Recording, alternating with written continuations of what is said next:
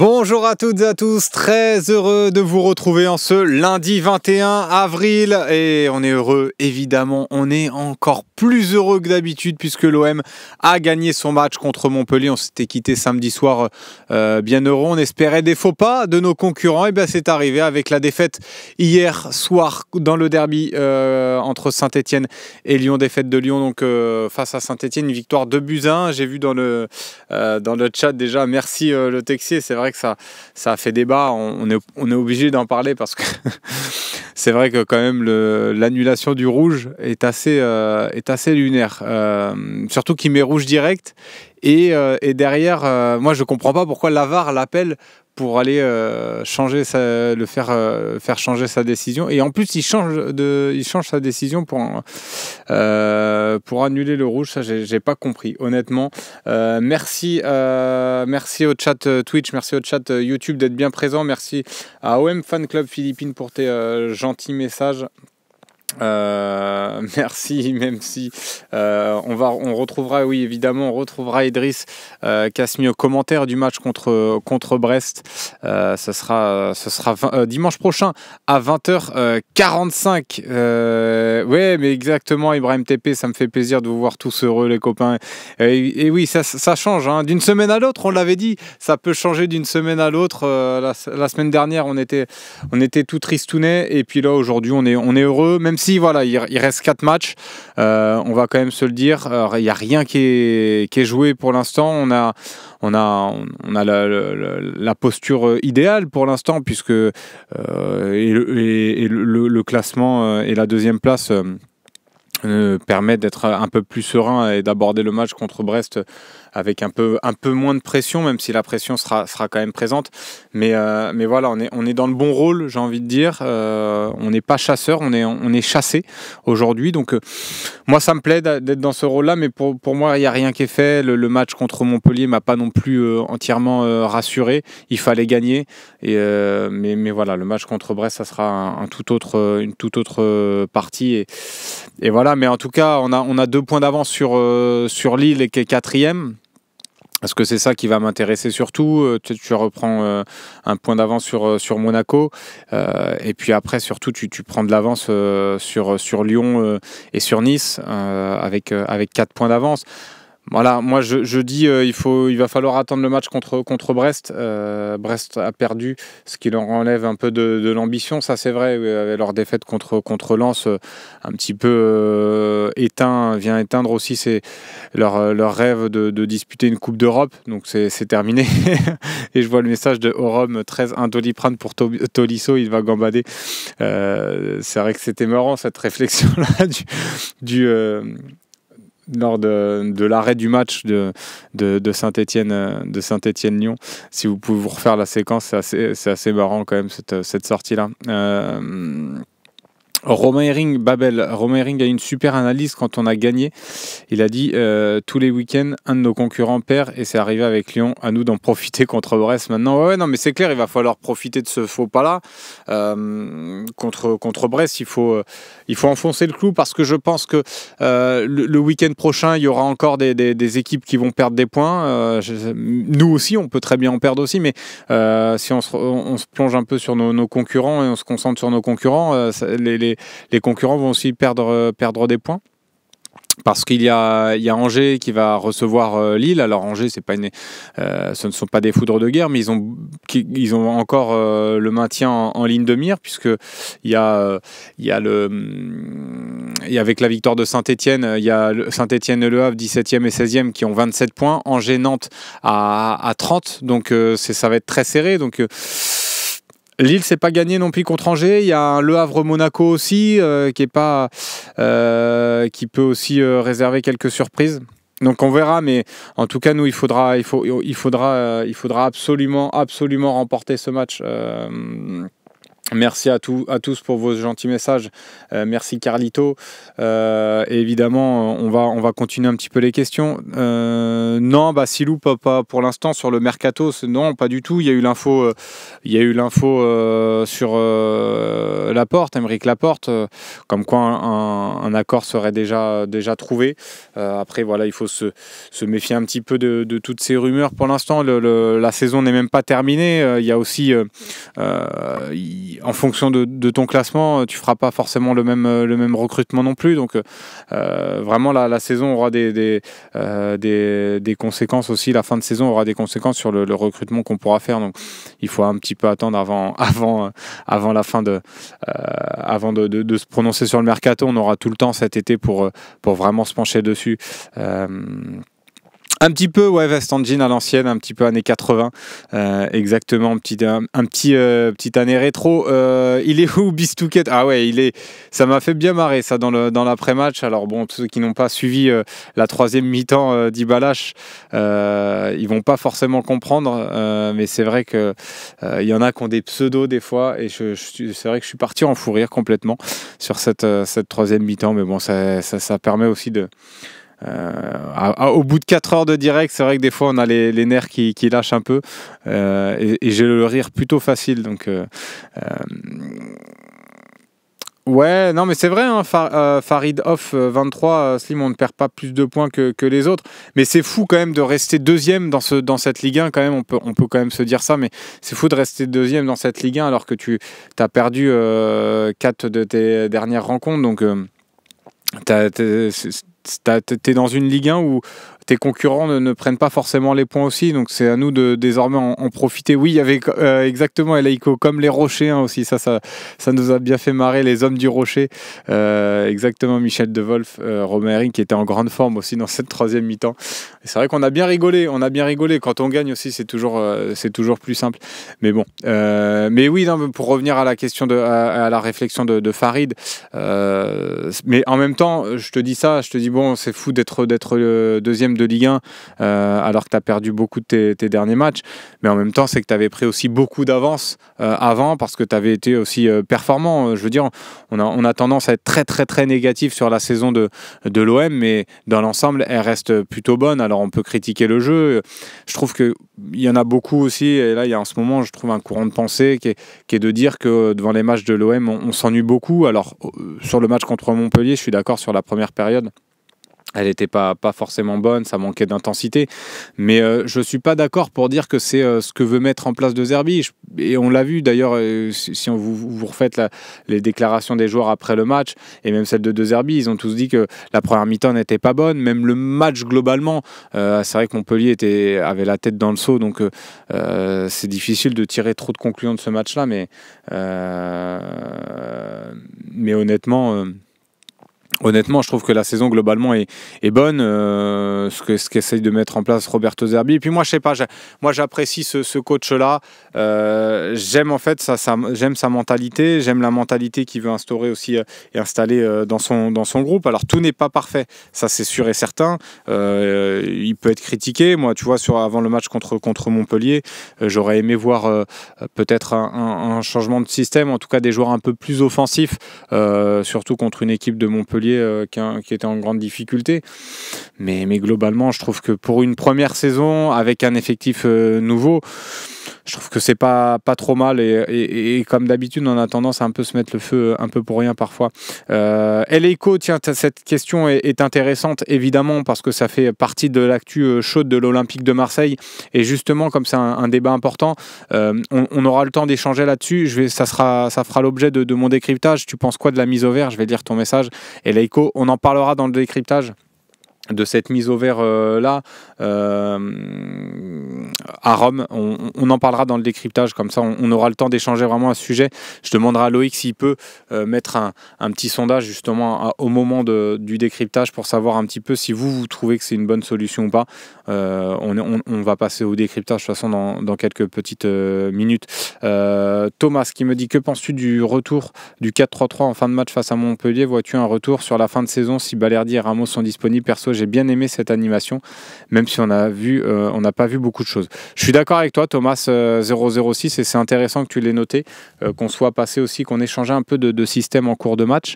Et d'ailleurs, il a fait une réflexion en conférence de presse après la rencontre à ce sujet-là, en disant finalement, vous voyez bien que c'est pas forcément parce qu'on est à 4 qu'on prend pas de but, puisqu'ils ont concédé le but dans ce système-là, mais toujours est-il, mais c'est pas la première fois qu'il le fait en cours de match, qu'il passe aussi dans ce système-là. Je pense que, comme tu le dis, si Balerdi et Ramos sont disponibles pour la fin de saison, il y a des chances pour qu'ils puissent passer à 4 derrière, mais peut-être pas tout de suite, peut-être pas dans cette fin de saison. Moi, je l'ai dit et répété, je pense qu'il a ses certitudes dans ce système-là. Je pense pas qu'il bougera jusqu'à la fin de saison. Là, il y a en plus un Ulysse Garcia là, qui a fait un bon match. Ça demande évidemment confirmation, mais il a été quand même un des éléments importants du succès de l'OM contre Montpellier, quoi qu'on en dise, et Murillo. Et en fait, ce qu'apporte aussi Ulysse Garcia, c'est ce que fait aussi Murillo côté droit, et peu de défenseurs sont capables de le faire sur le côté gauche. Cornelius le fait pas, et Kondogbia non plus. Donc lui, Garcia a cette capacité à se projeter là, à avoir ce dépassement de fonction qui est intéressant, et finalement ce système devient un peu plus, avec ces deux défenseurs centraux qui se projettent, devient finalement assez offensif. Après ça va manquer, si on se projette pour la saison prochaine, ça manquera un peu de qualité, on est tous d'accord. Mais sur cette fin de saison, je pense que avec un Ulysse Garcia, s'il garde le même niveau et le même état de forme, ça peut le faire, honnêtement. En tout cas, merci vraiment, parce que je vois les messages sur YouTube, et Bruno M qui nous dit salut, on te regarde depuis Nouméa, merci pour vos émissions, mais c'est très gentil, merci de nous suivre d'aussi loin, et merci d'être toujours aussi fidèles, parce que vous étiez nombreux, hein, dans la troisième mi-temps, là vous êtes nombreux avec nous, donc ça fait plaisir. Non, toujours pas, j'ai pas changé de monde, non, c'est la même que d'habitude. J'ai l'impression, au Christin enfant prodigieux qui nous dit Garcia, c'est lui le vrai remplaçant en défenseur central. Dans cette défense à 3, je pense. Après, dans la défense à 2, je suis pas sûr que ce soit forcément la même limonade avec un Garcia, et je suis pas sûr qu'il soit aussi performant. En fait, ce qui le rend intéressant à ce poste-là, c'est aussi ses projections. C'est parce qu'il est capable aussi de s'insérer dans cette animation-là, voulue par De Zerbi, avec des défenseurs sur la ligne de 3 défensive qui se projettent et qui apportent le surnombre. Donc face à des blocs bas, c'est utile parce que ça te permet aussi d'écarter les blocs, de te proposer plus de solutions. Donc après, dans une défense à 2, finalement, après, il ne devient pas forcément utile, et avec un retour de Ramos ou de Balerdi, je vais préférer 2 défenseurs centraux de métier, ou même, tu vois, dans une défense à 2, je préférerais Cornelius et Balerdi, par exemple. Mais voilà, Bubur, si on finit avec Ramos Balerdi, je serais plutôt serein. Ouais, après, il faut voir l'état de forme de Luis Felipe Ramos, qui a joué une mi-temps, il me semble, ou un peu plus d'une mi-temps, avec la réserve ce week-end, la réserve de Jean-Pierre Papin. Donc c'est positif, ça lui permet de retrouver un peu le rythme, de retrouver du rythme. Je vous l'avais dit, il s'était entraîné normalement la semaine passée, avant le match là contre Montpellier. C'était un peu juste pour qu'il joue quand même contre Montpellier. J'aurais aimé qu'il ait quelques minutes. Bon, ça n'a pas été le cas. Il a eu des minutes avec la réserve, donc tant mieux. Mais il y a des chances qu'on le voit d'ici la fin de saison, ça ce serait bien. Le pouvoir, comment se débarrasser de Kondogbia? Visiblement, De Zerbi a voulu quand même réclamer sa prolongation de contrat, donc à voir ce que ça va donner, sur cette fin, sur ce mercato, mais c'est sûr que ça sera une des interrogations aussi pour la saison prochaine. Une question sur Greenwood, ça fait 2 fois que je vois une rumeur sur Greenwood, Liverpool maintenant, alors qu'il me semble que c'est... il précise que 50% de la vente ira à Manchester, donc sur 80 millions, 40 millions, alors qu'il me semble que c'est 50% de la plus-value. Tu as raison de le préciser, Didier OM, c'est 50% sur la plus-value, tu as raison tout à fait. J'ai l'impression que Greenwood a besoin d'une belle action ou d'un but pour entrer dans son match. Chris Domba. Non, mais je pense qu'après, il est comme ça. C'est vrai que on a été très critique sur Mason Greenwood, mais encore une fois, son match contre Montpellier, moi, je trouve qu'il est plutôt bon dans l'ensemble. Après, voilà, pour moi, il fait pas partie des meilleurs joueurs de ce match-là. Vraiment, le meilleur pour moi, le plus haut, c'était Ulysse Garcia. Je trouve qu'il a vraiment fait un très très bon match. Mais c'est le même problème. Est-ce qu'on regarde juste les buts marqués et le côté décisif? Parce que si on regarde que cet aspect-là, on se dit c'est parfait. 18 buts en Ligue 1, il peut encore même être le meilleur buteur de cette Ligue 1-là. C'est super. Mais moi, je vais encore en demander un peu plus dans le jeu. Mais je le condamne pas du tout. Mais c'est juste que en disant ça, je veux pas qu'on croie que je n'apprécie pas Mason Greenwood. Je mesure la chance qu'on a d'avoir un joueur comme ça. C'est un joueur de grand talent, mais avec son talent justement, j'aimerais qu'il la fasse encore un peu plus sur le terrain, qu'on le voit un peu plus, qu'il soit un peu plus présent offensivement. Mais là aussi, et pour défendre un peu son bilan, il était un peu seul cette saison sur le front de l'attaque olympienne à devoir et à pouvoir faire vraiment la différence. Là, il y a Guéry qui est venu l'aider aussi un peu. Rabiot, dans ce profil un peu plus offensif, a marqué des buts et a été important aussi, mais vraiment ce côté leader d'attaque, c'était le seul qui portait un petit peu le poids et les responsabilités offensives de l'équipe. Donc ça n'a pas forcément toujours été évident pour lui. Ça reste encore un jeune joueur malgré tout qui peut progresser. Je le dis et je l'ai déjà dit, quand on voit des joueurs par exemple comme Gyökeres qui aujourd'hui explose, il y a quelques saisons de ça, quand il végétait à Coventry, je crois, dans les plus petites divisions anglaises, on n'aurait pas imaginé que ça devienne ce joueur-là. Donc les joueurs aussi ont le droit de progresser. Là, ce qu'il fait cette saison, pour une première saison à l'OM, avec la pression que ça implique, je trouve que malgré tout, sa saison est positive. Après avoir dit ça, on n'est pas obligé de voir que le positif. Il faut voir aussi les axes d'amélioration de Mason Greenwood. Et pour moi, il y en a beaucoup. Pour moi, il doit être un peu plus concerné par le jeu aussi sans ballon pendant les matchs. Il doit être un peu plus concerné même avec le ballon pendant 90 minutes. Donc, il faut qu'il amène aussi qu'il progresse dans la régularité aussi de ses performances. Mais dans l'ensemble, moi, j'ai pas envie de me séparer de Greenwood. Je pense que ça peut être un joueur important, mais il faudra lui emmener aussi un peu plus de concurrence et de soutien aussi la saison prochaine si on arrive à être en Ligue des Champions. Je pense que c'est comme ça aussi que tu progresses et que tu amènes aussi de la compétitivité dans ton équipe. Nacho, tu en penses quoi des propos de Roberto De Zerbi sur Kondogbia? Moi, j'ai du mal à comprendre son amour pour Kondogbia, honnêtement.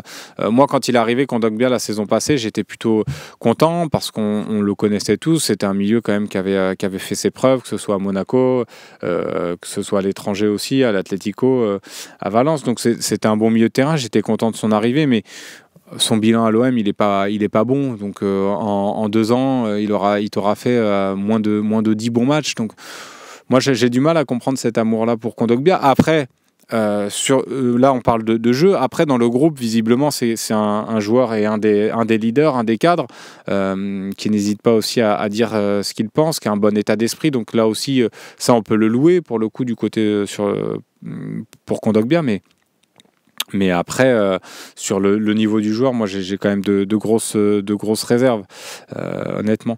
On va passer à la première coupure pub. On a pas mal débordé dans cette première partie, mais c'est pas grave. On est lundi, on est bien ensemble. On va passer à la première coupure pub avant de passer au décryptage tout de suite. Ouais, c'est vrai, Darko, tu dis les condos. Gerson, il n'y a qu'à Marseille où il joue tous les postes, même Gustavo.